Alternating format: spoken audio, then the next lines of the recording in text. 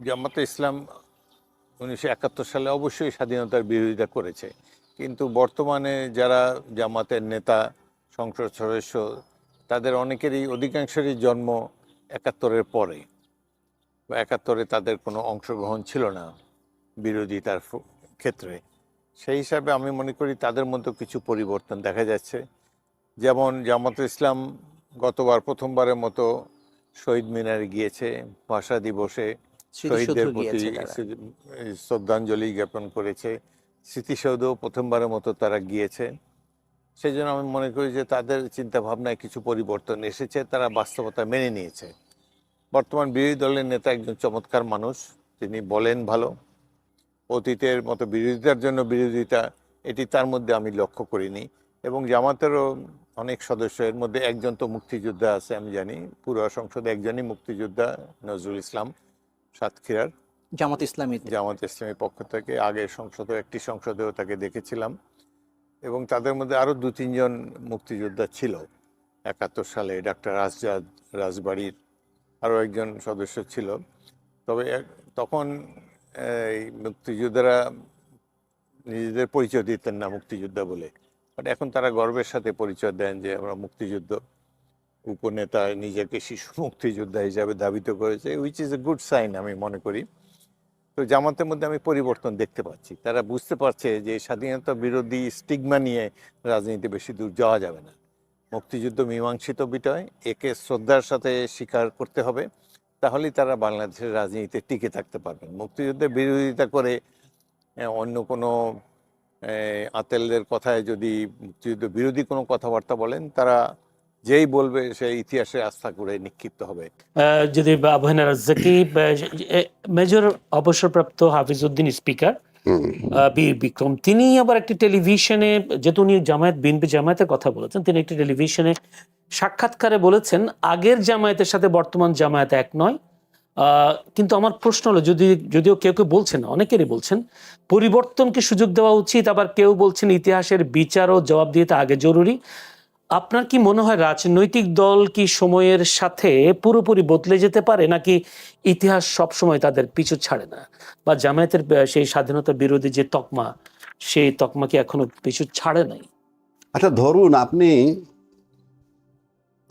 একটা হত্যা করেছেন, কোথাও খুন করেছেন, বা আপনার বিরুদ্ধে খুনের অভিযোগ আছে, কিংবা আপনার বিরুদ্ধে ধর্ষণের অভিযোগ আছে। তো অভিযোগটা আজকে হোক আর 20 বছর আগের হোক, আছে। তারপর একটা সার্টেন টাইমে একেবারে পরেশগার হয়ে গেলেন, নামাজ রোজা হজ জাকাত সব করতেছেন, তাতেই অপরাধ মাপ হয় কিনা প্রশ্নই তো আসে না, প্রশ্নই ওঠে না। তাহলে আগে জামাত ভালো ছিল যে বলছেন আগের জামাত খারাপ, আগের জামাত চেয়ে বর্তমান জামাত ভালো বলছেন, আগের চেয়ে বর্তমান জামাত ভালো। বর্তমান জামাত এক নয়, কথা হচ্ছে ভালো খারাপও বলেন। আচ্ছা, এইবার আসেন, এক নয়, তাহলে আমি ধরে নিব আগে ভালো ছিল। কেন?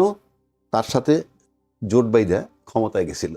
এবং আগের জামাত বলছে সম্ভবত 71-এর কথা বলছেন উনি, 71-এর সময়। উনি তো কিছুই বলেন না, এই জন্য বলছি প্রশ্নগুলো আপনাদের করা দরকার। আমি আপনাকে রিকোয়েস্ট করবো কালকে তার ইন্টারভিউ নেন, এই জন্য আমাদের ভালো হইতো। উনি যদি বলতে 71-এর জামাত, কিংবা 2001-এর জামাত, কিংবা আজকের জামাত, প্রশ্নগুলো তাদেরকে করবেন, আমাদেরকে প্রবলেমে ফেলান আপনারা। You just meet him. এই কাজগুলো সাংবাদিকের, এবং সেটা আপনারা করেন না, এটা জাতির জন্য দুর্ভাগ্য। কেউ কেউ করেন না। আমি আপনাকে বলছি, আপনি করবেন কালকে। যে আমি একজন আলোচক নিয়েছিলাম, সে আমার কাছে এই প্রশ্নটা রেজ করছে, আপনি কোন টাইমটার কথা বললেন? কোনো সন্দেহ নাই যে তাদের বক্তব্য 2001-এ তারা ভালো ছিল, তাহলে আমি জোট বাঁধবো কেন? জোট বাঁধে তারা মন্ত্রী বানাইছি না? আচ্ছা, সেই বিতর্কে আমি যাচ্ছি না। আমি বলছি ভালো আর মন্দ। আপনি প্রথম আসেন, তাদের বিরুদ্ধে গুরুতর 2টা অভিযোগ। একটা অভিযোগ মানুষ হত্যা, আর একটা নারীর সম্ভ্রম নষ্ট করা। এই 2টা তো আমার কাছে আইনের বইটা আনা উচিত ছিল, আমার ভুল হয়েছে। 3 ধরনের অপরাধ হয় ফৌজদারি মামলায়। এক ধরনের অপরাধ আপনারা 2 পক্ষ মিলে আপোষ করে নিতে পারেন। আর এক ধরনের অপরাধ আদালতের পারমিশন নিয়ে, যে আমরা এই ঘটনা হয়েছে, আমরা 2 পক্ষ পারমিশন দেয়। আর কিছু অপরাধ আছে আদালতের কোনো এখতিয়ার নাই ক্ষমা করার, কোনো এখতিয়ার নাই, বিচার করতে হবে। তার ভিতরে যত অপরাধ, তার অন্যতম 2টা, একটা হলো খুন, এবং আপনি যদি নারী নির্যাতন করেন। কেউ পারবে না এটা মাফ করতে। ইভেন তাদের আত্মীয় স্বজনও মাফ করতে পারবে না। এইটা মাফ করতে পারে কখন? এটার উপরে যদি রায়টায় হয়ে যায়, জাজমেন্ট হয়ে যায়, তারপর রাষ্ট্রপতির কাছে প্রাণ ভিক্ষা চাওয়ার যে একটা প্রভিশন আছে সেখানে, কিন্তু বিচারটা হইতে হবে। কোনো মাপ নাই।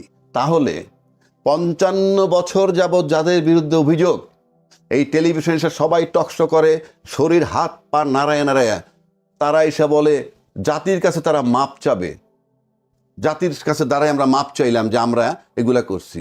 মাপ হবে না তো এটা। যারা এই অ্যাডভাইস দেয় তারা একই ধরনের অপরাধী। আপনি মাপ করা যায় না সেটা আপনি মাপ করতে বলেন কেন? বরং প্রতিটা টকশোতে এসে বলবেন তাদের বিচার করতে হবে।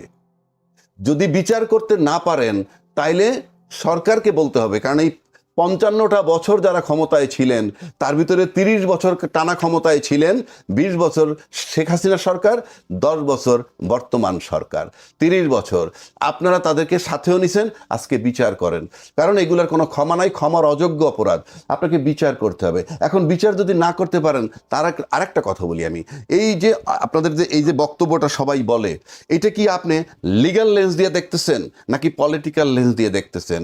এটা কি রিয়েল তারা অপরাধী না রাজনৈতিক অপরাধী? যদি রিয়েল অপরাধী হয় কোনো মাপ নাই, কোনো মার্সি নাই। যারা টকশোতে এসে বলবে তারা ক্ষমা চাইলে মাপ করে, আমি মনে করি তারা ইনডাইরেক্ট তাদেরকে লালন করতে চায়। আপনি কি মনে করেন রিয়েল অপরাধী নাকি পলিটিক্যাল? আমি কেন বলবো? আপনার মনে বলছে। আপনাদের যারা টকশো করতে আসে তারাই তো বলে এটা যদি রিয়েল অপরাধ হয় বিচার করতে হবে। আর যদি রাজনৈতিক অপরাধ মনে করেন তাহলে রাজনৈতিক অপরাধ হলে আপনি তামাশা করতে পারবেন না 55 বছর যাবত, এটা নিয়ে আপনি রাজনীতি করতে পারবেন না। সুতরাং এই জায়গাটায় আসতে হবে, সরকারকে সিদ্ধান্ত নিতে হবে। কোনো মাপ নাই। এখন আসেন, যদি বিচার করতে না পারে তাহলে পরিষ্কার ব্যাখ্যা দিতে হবে যে এটা লিগ্যাল অপরাধ, আমরা এই কারণে বিচার করতে পারতেছি না। ক্লিয়ার রাষ্ট্রের কাছে চিত্র দিতে হবে। রাজনীতি এইভাবে চলে না। 55 বছর যাবত আমরা একই চিৎকার করতেছি কেন? এটার কোনো অপরাধের কোনো মাপ নাই। একইভাবে আসেন, আমরা সম্প্রতি শুনছি 30 লক্ষ কোটি টাকা লুটপাট করেছে। আপনি স্টেটমেন্ট দিলে কি হবে? আপনি তার বিরুদ্ধে প্রসিকিউশন ড্র করেন, তার বিরুদ্ধে মামলা করতে হবে। আপনি তো বলছেন লুটপাট হয়েছে, তো লুটপাট হলে আপনি বিচার করতে পারবেন না কেন? তার বিরুদ্ধে মামলা করতে যাবেন না কেন? তারপর যদি আপনি থুথু মারতে গেলেন, যেখানে আপনি বললেন যে গণভবনে, জুলাই জাদুঘরে, কেন? তার ঘটনা মনে করলে মানুষ থুতু মারবে। ঘটনাগুলোর ভিতরে কি আছে? হত্যা আছে। হত্যা থাকলে আপনি বিচারে যাবেন। আপনি এই সমস্ত বক্তব্য দিয়ে আপনি কি বলতে যাচ্ছেন? এটাও কি সেই রাজনৈতিক বক্তব্য, না মানে রাজনৈতিক অপরাধ, না রিয়েল অপরাধ? এগুলোকে ক্লিয়ার করতে হবে। দেশ এই জায়গায় থাকবে না, এই জায়গায় রাইখেন না আল্লাহর দোহাই। আপনার দেশটাকে যা করতেছেন, আমি আগেই বলছি, যেহেতু আপনার প্রতিষ্ঠানের কোনো চেঞ্জ করতেছেন না, আপনাদের নিশ্চয়ই সুবিধা হয়। আপনার দেখতে হবে রাষ্ট্রের সুবিধা। রাষ্ট্রের সুবিধা যদি দেখেন তাহলে তো এগুলোর বিচার করবেন। এটা বিচার করবেন না কেন? আপনি এই ভাষা, এই ডায়লগ আমি কেন দিব? বিচার না করার কারণটা যদি ছোট্ট করে বলতেন। আমি বলি নাই তো করে নাই কেন, প্রশ্নটা আমাকে করে। আমি আবারও বলছি, আপনি কালকে ইন্টারভিউ নেবেন, যারা যারা এই কথাগুলো বলছে তাদের কাছে আপনি টিম পাঠান। যদি না পাঠান, টকশোতে আমাদেরকে বিব্রত করেন না। ধন্যবাদ, অসংখ্য ধন্যবাদ। আমি ছোট্ট একটু বিষয় যোগ করতে চাই রাজ্জাক ভাইয়ের প্রশ্ন ধরে। রাজ্জাক ভাই যে ক্ষোভ প্রকাশ করেছেন যৌক্তিক, অত্যন্ত যৌক্তিক। যে বিচারের নামে তামাশা, মস্করা, এটা থুতু দিলে বিচার হয়ে যাবে?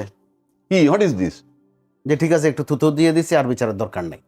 এটা আমাদের গ্রামে হয় মাঝে মধ্যে, চোখ টিপা টিপির সালিশ হয়। অপরাধী তো সাজানো হয় যে দুটো থাপ্পড় দিয়ে দেবো তোরে, আস্তে করে তুই একটু দৌড় দিয়ে চলে যাবি।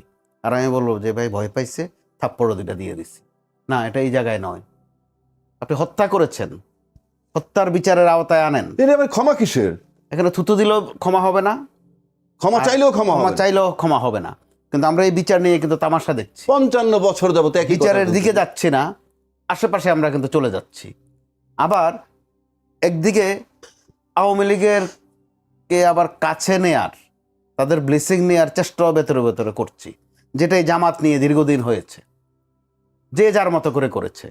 জামাতের বাংলাদেশের সংসদীয় রাজনীতিতে অভিষেক হয়েছে 1986 সালে আওয়ামী লীগের হাত ধরে এবং জাতীয় পার্টির হাত ধরে, অর্থাৎ এরশাদ সাহেবের হাত ধরে। তখন এই বিএনপিও জামাতকে রাজাকার বলতো, যে রাজাকারে আর স্বৈরাচারে মিলে গেছে। পরবর্তীতে আমরা দেখলাম এই জামাতের সাথে আবার বিএনপির খুবই খাতির। তারা সমান্তরালে আন্দোলন করে। 91 নির্বাচনে আবার একটা বোঝাপড়াও হলো। 93-94 নাগাদ আবার জামাতের সাথে আওয়ামী লীগের ভালো মিলমিশ হয়ে গেল। আওয়ামী লীগের দিক থেকে ব্যাখ্যাও দেওয়া হলো যে গণতন্ত্রকে বা গণতান্ত্রিক আন্দোলনকে সমুন্নত একটু রাখা। হেলদি করতে গেলে ওই রাজাকার আর স্বৈরাচার নিয়ে এত কথা না বলাই ভালো, সব জায়গায় রাজনীতি আসলে। রাজনীতি। জি, আমি আবার যখন ওই জামাতে এই বিএনপির কাছে এখন আবার দেখি মাঝে মধ্যে গুপ্ত, মাঝে মধ্যে রাজাকার, এই বিষয়টা পরিষ্কার করেন। নইলে হয় কি, মানুষ সারা বিশ্ব আলাপ করে Confused। 2030 সালে কি করবে তারা, 2050 কি করবে, আমাদেরকে ধরে ধরে আপনারা 71 নিয়ে যাচ্ছেন। এখানে পিছিয়ে নিয়ে যেতেন 12 বারে। সামনের বছরে যেতেই পারছি না, সামনে একটা বাজেট, এই নিয়ে কোনো আলাপে করতে পারছি না, ধরে ধরে আমাদেরকে শুধু পেছনে নিয়ে যাচ্ছেন বা আমরাও যেতে বাধ্য হয়ে যাচ্ছি। জি, এটাও কিন্তু আরেক ধরনের অসংখ্য মশকরা। ধন্যবাদ। আমি